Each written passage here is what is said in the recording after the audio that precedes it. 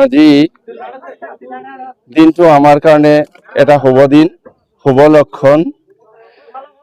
ভাৰত স্বাধীন হওয়াৰ পিছৰ পৰাই আমাৰ এই বেকী নদীখন চালু হৈ আছিল, কিন্তু আজিলৈকে ইয়াৰ গতি ৰোধ কৰাৰ কাৰণে বা এই গৰাখহনীয়া ৰোধ কৰাৰ কাৰণে কোনো মন্ত্ৰী বিধায়ক আমাৰ ওচৰলৈ সহায়ৰ হাত আগবঢ়োৱা নাই।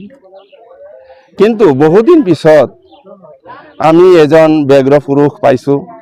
তেখেত হৈছে আমাৰ মন্দিয়া বিধায়ক মাননীয় শৰ্মা আলী সাহেব। তেখেতে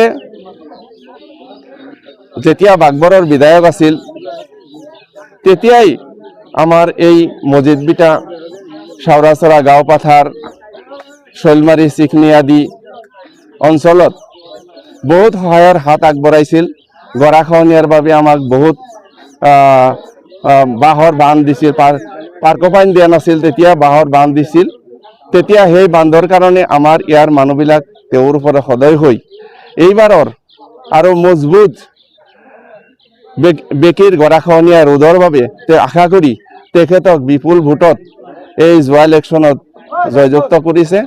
আশা কৰোঁ তেখেত আমাৰ লগত যিবিলাক প্ৰতিশ্ৰুতি দিছিল সেই প্ৰতিশ্ৰুতিবিলাক তেওঁৰ এই 5 বছৰ কালত তেওঁ সম্পূৰ্ণ কৰিব বুলি কৈছে আৰু তেওঁ পাৰিব বুলি আশা ৰাখিছোঁ।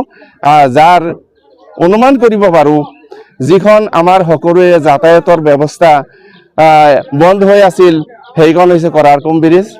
সেই ব্ৰিজখনৰ কাৰণেও তেখেত আপ্ৰাণ চেষ্টা কৰি হয়তো 1-2 মাহৰ ভিতৰত তেওঁ সম্পূৰ্ণ কৰি দিয়াৰ আশ্বাস দিছে আৰু কাম চলি আছে।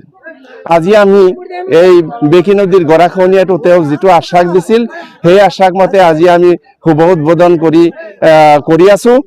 গতিকে আমাৰ কাম তেখেতে বাজেট পোৱাৰ আগতেই তেখেত কোন ফাণ্ডৰ পৰা ক'ৰ পৰা এইবিলাক পৰিচালনা কৰি বা মেইনটেনেন্স কৰি তেওঁ যে এইবিলাক কামত আগবাঢ়ি আছে তেওঁক ধন্যবাদ দিছোঁ। আৰু তেখেতক আমি দীৰ্ঘায়ু কামনা কৰিছোঁ, যাতে এনেকুৱা পুৰুষ, এনেকুৱা একজন ব্যক্তিক আল্লাহ দীৰ্ঘায়ু কৰে আৰু তেখেতক যেন আৰু বহুত ৰাইজৰ সেৱা কৰাৰ কাৰণে সুযোগ প্ৰদান কৰে।